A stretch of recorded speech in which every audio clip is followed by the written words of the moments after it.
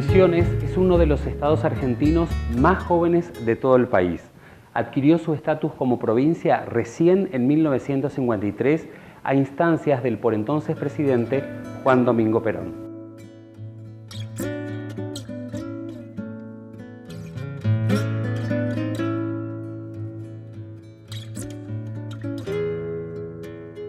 El asentamiento poblacional en Misiones fue sumamente dispar.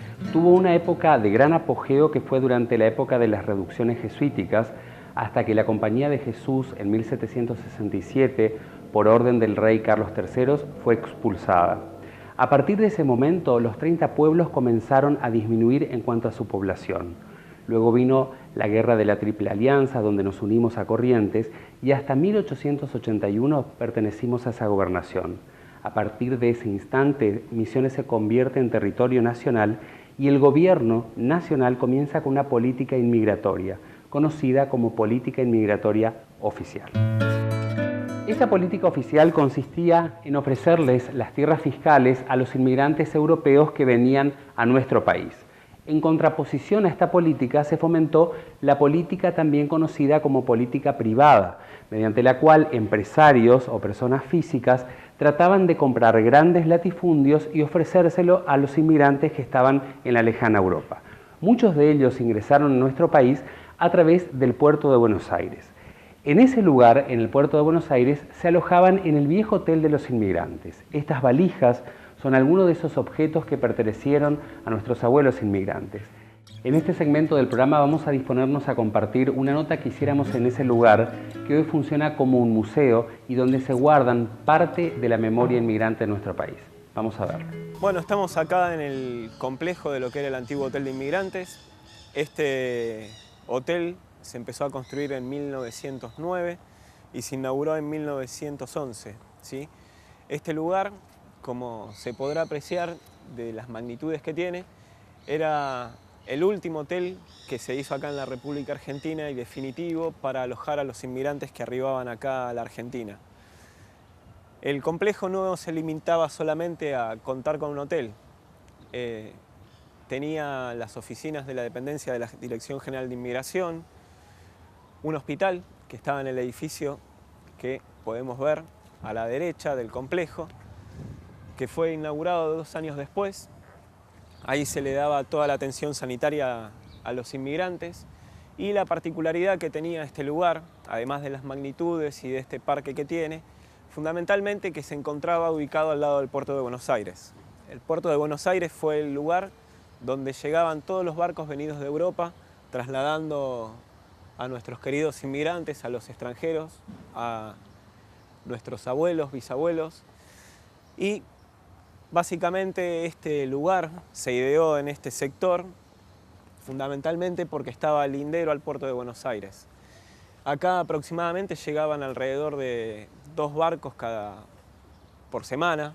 En algún momento han llegado a tener una dinámica mucho mayor y han llegado a atracar acá al puerto alrededor de 3 barcos cada 2-3 días. Entonces, básicamente, este lugar fue el que alojó a todos nuestros antepasados durante 1900.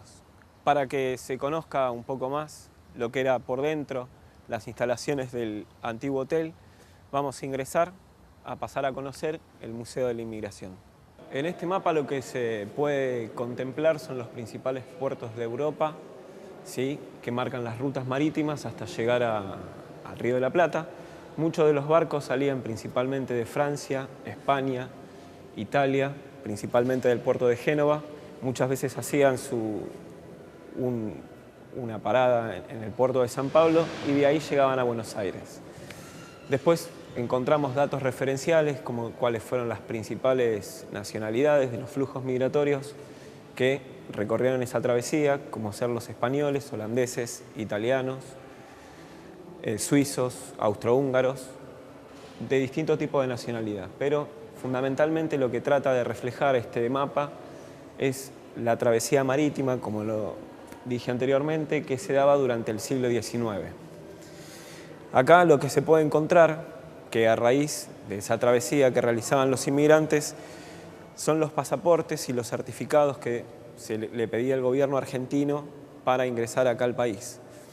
Encontramos distintos tipos de pasaportes en distintos idiomas, donde acá se reflejaba el nombre de la persona, la nacionalidad, de dónde venía, fecha de nacimiento, distintos datos filiatorios que permitían registrar al personal de la Dirección General de Inmigración. Acá en esta foto lo que vemos es graficando la llegada de los inmigrantes, dejando los equipajes, lo que era dentro del hotel, que este hotel contaba con una sala de recepción para todos los inmigrantes que arribaban principalmente del puerto de Buenos Aires. El puerto de Buenos Aires se encontraba en el lateral de lo que es el complejo del museo y ahí se les realizaba todo el ingreso mostrando la documentación que están en las repisas, que están en exhibición, para controlar de que cumplan con todos los requisitos que se le exigía para ingresar al país. Esta es una recreación del antiguo salón comedor con que contaba el hotel. Está recreado de forma tal que la gente se dé cuenta de cuáles eran los utensilios que había. Están los moldes de pan que se le entregaba a los inmigrantes, tanto en el desayuno como en el almuerzo, la merienda, la cena. Acá en el comedor, que está reducido en este espacio, en el antiguo comedor del hotel, atendían a 800 personas por turno. Tenía una particularidad: el hotel albergaba aproximadamente a 3.000 personas y se dividían en turnos para comer, que se pueden contemplar ahí en la gigantografía la cantidad de gente que entraba. Era bastante estricto el régimen como para llamar a los horarios de las comidas de los inmigrantes, que se daban en turnos separados, mujeres por un lado, con los hijos hasta los 14 años, hombres por el otro, y se les proporcionaba todo tipo de alimentos, guisos, carnes, tomaban mate cocido con leche, pan. Entonces, un poco lo que trata de reflejar este espacio era el hecho de la alimentación que se les otorgaba al inmigrante, que era uno de los beneficios con que contaba el hotel. Bueno, acá en este sector lo que vamos a encontrar y lo que van a poder visualizar es una réplica de las antiguas camas que había en las habitaciones del hotel. Había una particularidad con respecto a las camas y en sí a las habitaciones que en algún panel van a estar graficadas, que en principio las camas no tenían colchones, básicamente porque los colchones eran un material orgánico y en cada habitación entraba aproximadamente alrededor de 150 a 200 personas, con lo cual para tratar de evitar cualquier tipo de enfermedad y contagio se limitaban a tener una lona que era básicamente de cuero, que eso permitía de que se puedan higienizar constantemente debido al recambio de gente que había. Hay que tener en cuenta que, como decían, entraban 150 personas aproximadamente en cada habitación, pero el recambio de gente era constante. Por ahí un inmigrante se alojaba en el hotel 2 días, llegaba otro a ocupar su lugar y era un recambio de gente constante, con lo cual el gobierno, como mejor medida de higiene en el ámbito de las habitaciones, lo que hizo fue evitar los colchones en las camas. Bueno, en este sector lo que encontramos es una réplica de lo que eran las oficinas de la Dirección General de Inmigración. En las oficinas se realizaban todas las tareas administrativas con respecto a la admisión del inmigrante, que debía cumplir con determinados requisitos que le establecía la ley. La ley básicamente requería de que la persona no sea mayor a 65 años, que no esté discapacitado, que eran, digamos, las 2 medidas restrictivas que impedía que ingresen bajo el amparo de la Ley de Inmigración y Colonización. En la oficina administrativa de la Dirección General se llevaba a cabo el registro del inmigrante, se le recolectaba todos los datos personales, la religión, que era algo básicamente importante debido a que la ley preveía, así como la Constitución, la libertad religiosa y el libre ejercicio de culto. Y estos datos que recolectaban en la oficina de la Dirección General de Inmigración eran enviados a la Oficina Nacional de Trabajo, que también contaba con una sede acá dentro del complejo de lo que era el antiguo Hotel de Inmigrantes y permitía conseguirle empleo a los inmigrantes, es decir, los empleadores venían a buscar trabajadores acá. El inmigrante no necesitaba salir del complejo como para tener posibilidades de insertarse en el mercado laboral. Entonces, básicamente, lo que se trata de reflejar en este pequeño lugar es las herramientas que utilizaban, los útiles que había, como para desarrollar todo el trabajo de la Oficina de Inmigración. El hotel, el complejo del Museo de la Inmigración contaba con un servicio hospitalario dentro de este lugar. Acá dentro del hotel funcionaba en un edificio contiguo que está ubicado a la izquierda de lo que es el complejo del Hotel de Inmigrante, y básicamente preveía la ley que al inmigrante se le iba a proporcionar la parte sanitaria. Es decir, un inmigrante que llegue acá a la Argentina, tenga algún problema sanitario, algún tipo de enfermedad, el Estado Nacional se hacía cargo de su asistencia, totalmente en forma gratuita. Y acá lo que podemos ver son los instrumentos que había en esa época, como medidor de presión, algodones, una camilla, una cuna para menores,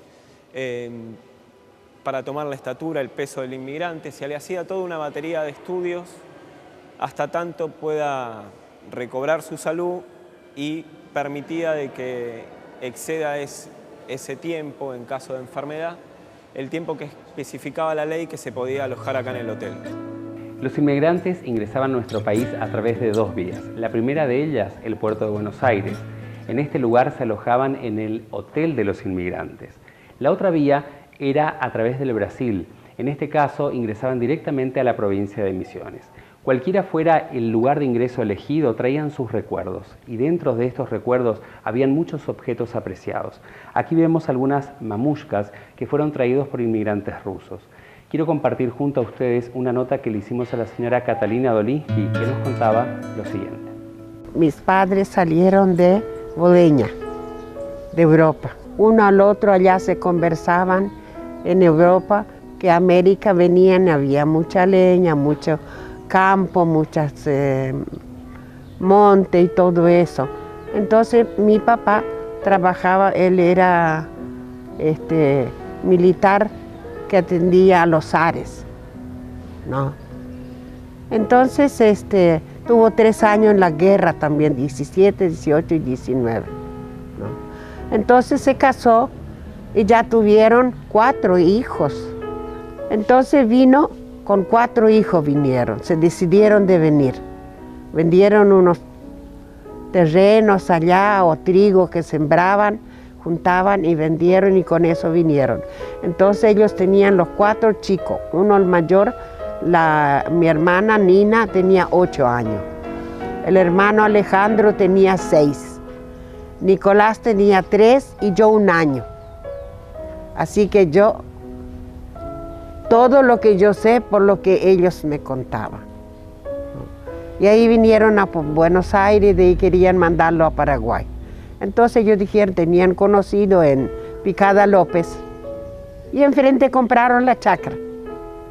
Y no había nada, entonces ellos hicieron unas palmeras, cortaron unas hojas, hicieron un ranchito y nos llevaron en ese ranchito y empezaron a trabajar el monte, sacar el monte y todo, y después a cortar madera o terciada, no sé cómo le llaman, cortar las maderas para hacer casas, galpones, todo.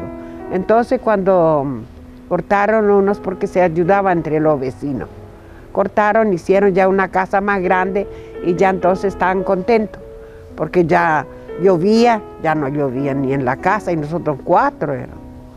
Entonces bueno, y así pasó. Y yo, mi hermana se fueron a la escuela, la 19 en la López. Y ahí empezó, 1 año justo empezó la escuela, y ella fue mi hermana, y mis hermanos también. Y yo todavía no, porque yo tenía 1 año, 2. Y yo me fui a los 7 años, porque era esa época, los 7 años de ir. Y íbamos, nos juntábamos con los chicos porque era puro monte casi, muy pocas casas había. Usted sabe, habrían llorado tanto esas madres nuestras, porque venir no hay esto, no saber hablar, porque no saber el idioma. cocinaban mandioca, no se le cocinaba porque no sabían qué era. Entonces ya los vecinos que vinieron antes ya le enseñaban. Si no cocina, rayen. Además de las valijas y los recuerdos, los inmigrantes también trajeron herramientas. Rodolfo, contanos qué hay en esta parte del museo.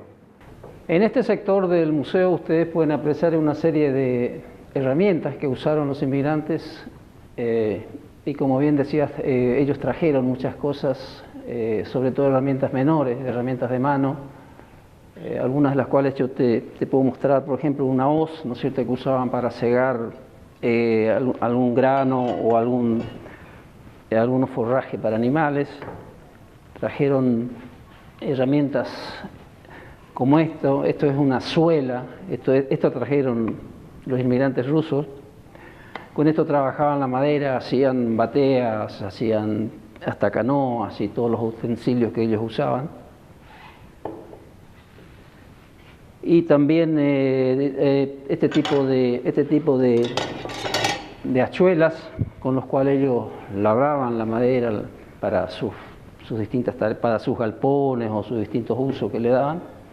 Y después todas las herramientas que se ven, muchas de las cuales también fabricaban ellos mismos o fabricaba el herrero de la zona o el herrero de la colonia, como las azadas, la foixa, los machetes, las horquillas, las guadañas que usaban para corte, y una serie, sobre todo muchas herramientas relacionadas al trabajo en la madera. Como carpinteros ellos hacían muchas cosas, como por ejemplo prensas, muebles que usaban para distintos tipos para tabaco, o prensas para hacer queso, o los trapiches que usaban para hacer miel de caña, melaza, y llegaban hasta el azúcar negra, que era el único azúcar, digamos, que ellos tenían.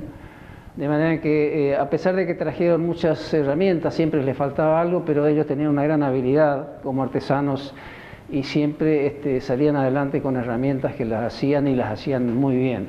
Rodolfo, contame además de estas herramientas de mano que vemos aquí, ¿cuáles fueron las otras que trajeron para adentrarse en la selva, en esa vegetación tan espesa que había aquí en la provincia de Misiones?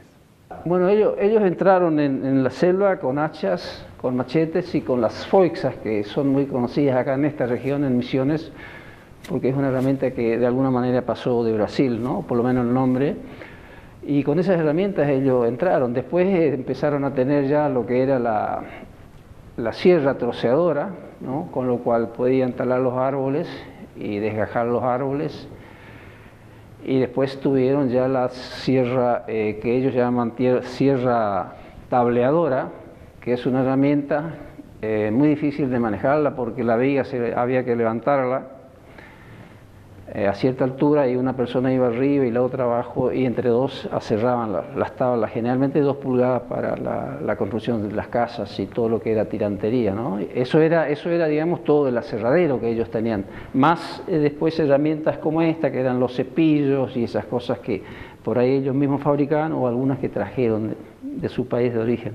Rodolfo, además de las herramientas de manos que vemos aquí, algunas traídas de Europa, hay herramientas específicas, hasta podríamos decir maquinarias, que se construyeron para algunos productos regionales, como por ejemplo el tabaco. Contame en qué consiste esta prensa de tabaco que vemos aquí.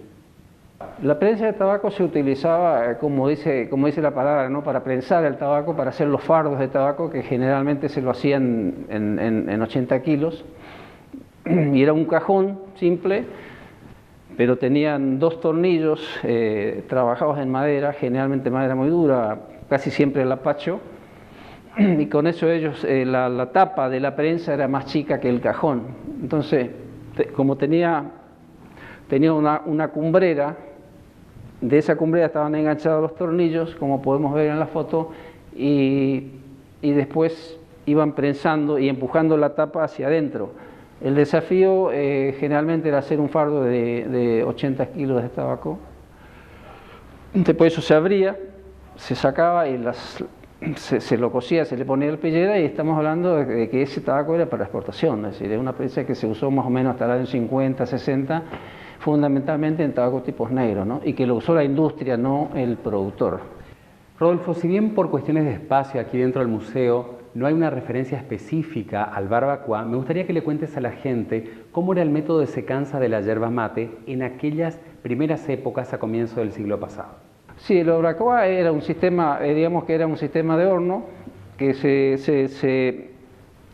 se trabajaba con leña y que por suerte todavía existen algunos, y que la yerba era secada o sapecada o deshidratada, ¿no es cierto? Pero completamente a mano y muy artesanal. Y después venía la molienda, el estacionamiento de la yerba canchada que llamaban ellos, y bueno, y después la molienda posteriormente, después de cierto tiempo de añejamiento, ¿no? Dentro del museo podemos observar distintos objetos o herramientas referidos a los métodos de labranza. Contame cuáles son y qué consisten. La herramienta fundamental para el cultivo de la tierra, para la labranza, fue desde el comienzo el arado. El arado que en la mayoría de los casos ellos mismos preparaban con madera y con una base, digamos, con una reja de hierro. Y en algunos casos hubo inmigrantes que trajeron arados de Europa, que eran arados completamente en hierro, que es el arado común que se conoce en todo el país como arado de mancera. Esos arados, esas herramientas eran tiradas por bueyes, obviamente. Y después algunos tipos de rastras, de subsoladores, pero todo es muy rudimentario y de acuerdo al suelo, pero que andaban muy bien y que hasta hoy se pueden observar algunos que están trabajando. También en otro sector de este espacio hay un lugar reservado a los medios de transporte que utilizaron los inmigrantes. Contame en qué consisten algunos de estos carros que se encuentran aquí expuestos. Separemos en dos. La cosa era de herramientas, transporte de trabajo, y después teníamos, digamos, como carros de paseo, carros que se llamaban domingueros para ir a la iglesia, para casamientos. El carro de trabajo era tirado por bueyes siempre, y hay que destacar que yo creo que el carro más importante de Misiones, el que realmente tuvo un protagonismo muy grande, fue el carro eslavo, que acá después se lo conoce hoy como el carro polaco, ¿no? Ese carro tenían todos, pequeño, grande, de distinto tamaño, pero todos tenían su carro polaco porque era con el cual juntaban sus cosechas. Si tenían que ir los chicos a la escuela, si llovía, con eso podían avanzar lo mismo porque eran tirados por bueyes. De manera que ese fue el carro más importante en Misiones. Los otros eran carros, digamos, de cierto nivel y de lujo, y generalmente eran tirados por caballos.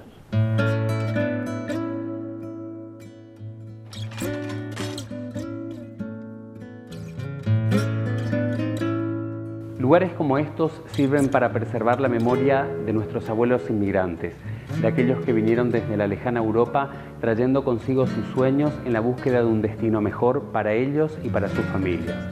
En cada uno de los objetos que se exhiben en este museo hay parte de su legado, de ese legado que sirvió para sustentar las bases de nuestra provincia.